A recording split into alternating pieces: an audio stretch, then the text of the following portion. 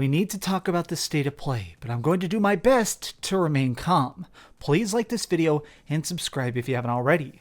What's up gamers, Dreamcastguy here, and I just finished watching the state of play. Now there was obviously a lot of hype around this event, mostly because this is the beginning of 2021. A lot of us kind of assumed that this is the perfect time for Sony to come out and announce why we should be excited about owning a PlayStation 5 this year, right? Things like Horizon Zero Dawn, Resident Evil 8, Ratchet and Clank, something like Final Fantasy 16. There were a lot of opportunities to come in here and absolutely wow us.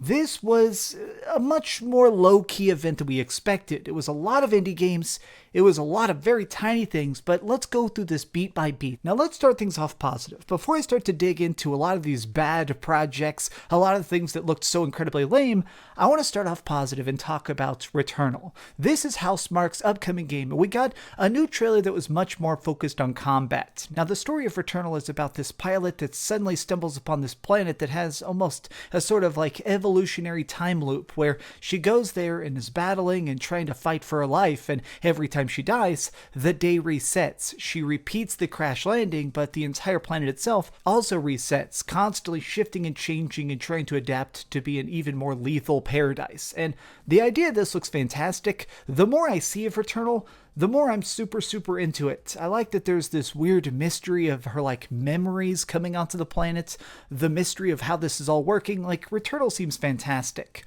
Unlike a lot of these indie games, I went into this event hoping for big reveals. I mean, of course, I hoped for things like possibly Silent Hill. I hoped to see something bright and, new. I was hoping to see maybe at least some art or something for God of War, and instead we saw that dodgeball game called Knockout City. Hey, look, it's dodgeball. Hooray. I probably, even if I got this game for free, I probably wouldn't play it. It seriously looks that bad, that bland. It's like Battle Royale, but balls deep. And to me, that's absolutely not worth it. An indie game that did look good, of course, is something like Kena. Now, Bridge of Spirits, we finally have a release date. The new trailer is also much more extended. I think that this has a very interesting art style. I appreciate the fact that this has almost a Disney aesthetic. Now, I'm not really a Disney kid myself. I'm not super into like old school retro art styles, but this really manages to have that hyper realistic animation style that I kind of appreciate. It seems like something that's very difficult to do, and watching it in motion, seeing her in combat, flipping, dodging, casting magic with this art, it's pretty dang impressive. I'm certainly excited for it, which definitely can't be said for the same of things like Crash Bandicoot. I can't believe they started this off, but you know what? I beat Crash Bandicoot 4 back in the day, like when it first came out 5 months ago, 8 months ago, however long.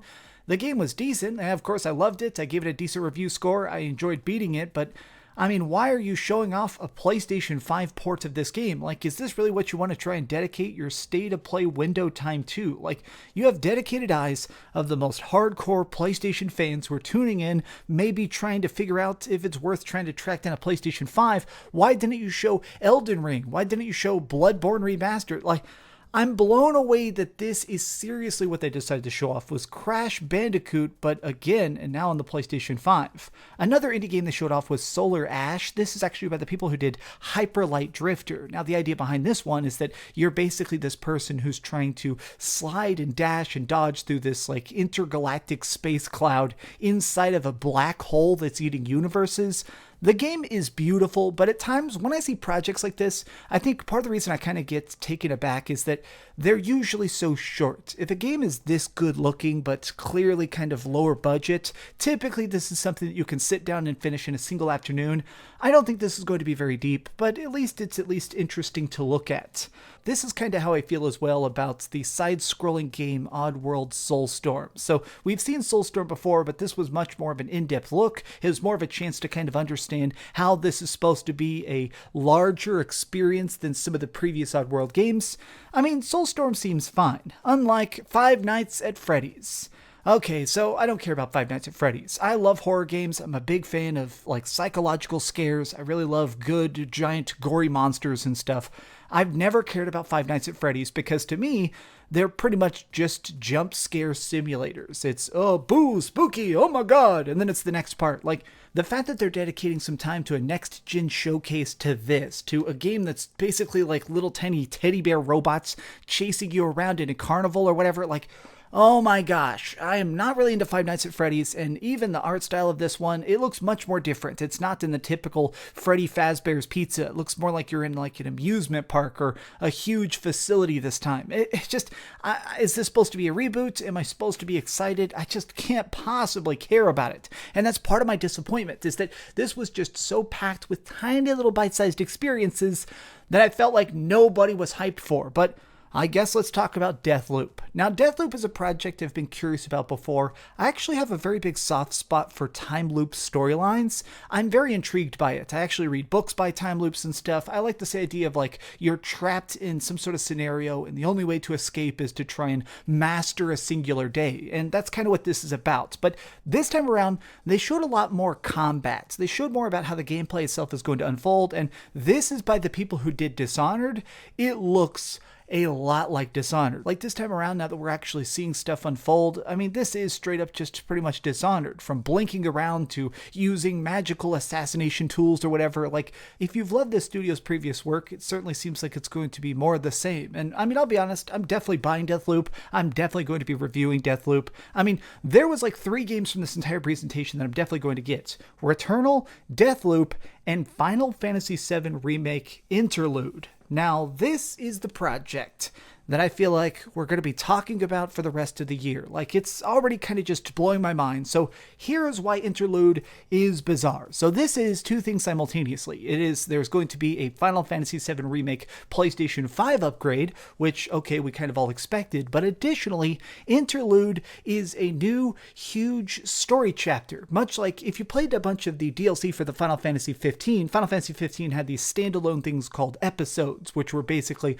tiny side stories of the individual characters going on their own adventures, figuring out new recipes and stuff, and it added directly into the main story without actually interrupting it. Well, this is the same thing, but we're playing as Yuffie. The optional character from the original Final Fantasy VII is kind of getting her own adventure with a new sidekick. Now, graphically, it looks fantastic. I've actually been looking at some of the stuff here. Like, visually, it's cool that this is here. It's really interesting that we're seeing stuff like this new photo mode and stuff, but I'm kind of just shocked because one of the craziest things of all is the fact that they're bringing in stuff from the extended Final Fantasy VII universe.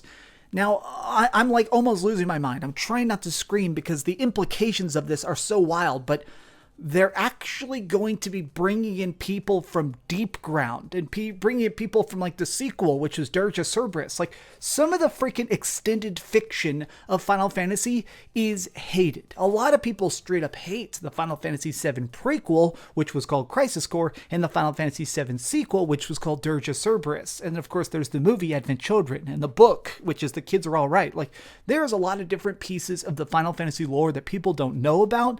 And it seems like they're just going to shove them all together and see how they work. I don't know what this means. I mean, as a Final Fantasy fan, I'm of course going to pick this up. I'm of course going to study it. I'm going to make some individual videos about that DLC when it comes out. But additionally, I'm just kind of in shock as to what does it mean? Like, this is some serious time-altering craziness that is just, it doesn't even make sense. But I'm glad I got to yell about it. If I had to put a score on this, I'd probably give the entire state of play a 4 out of 10. I did appreciate parts of this. I definitely really liked that we saw more of Kina. I definitely liked the extra deep glance we got to see of things like Returnal. Deathloop, I mean, it looks good, but I definitely want to play it myself. And Final Fantasy VII Remake is still Final Fantasy VII Remake. A lot of these indie games bringing back Dodgeball again and again, I'm just kind of blown away as why this is how they decided to start off 2021 as the biggest commercial for the PlayStation 5, and it's a bunch of cheap indie games that are probably going to be free on PlayStation Plus in a matter of months. What do you think about it? Did you have a chance to watch it? Did you tune into my live stream? The chat was absolutely friggin' angry. There were so many people spamming poop emojis. This was crazy, but thank you so much for watching, gamers. If you enjoyed this video, please give it a thumbs up, share with your friends, and subscribe if you haven't already. But do me the biggest favor of all, and keep dreaming. I'm actually losing my mind a little bit. This was so bizarre. Like, everything that they could have possibly shown. Like, where is Ratchet and Clank? Show me Ratchet and Clank. That game's coming out in like a couple months. Where is it? Oh my god. I'm going to become the Joker. Hey, so this is Dreamcastguy actually ending my own video here because I'm going to have to do a whole separate video tomorrow about this, which is apparently they just announced Ever Crisis, and it is an entire mobile game that's the entire story of all of Final Fantasy, including things like Advent Children are going to be in here, Crisis Core, Before Crisis, Dirge of Cerberus, all inside of one mobile game. I mean, this makes absolutely no sense. So tomorrow's video is going to be about this, I guess. So thanks so much for watching this. And I guess I'm going to have to try and explain the entire continuity of FF7, including spin-offs, remakes, sequels, prequels, movies. Okay, so that's tomorrow's video. But tonight, we rest.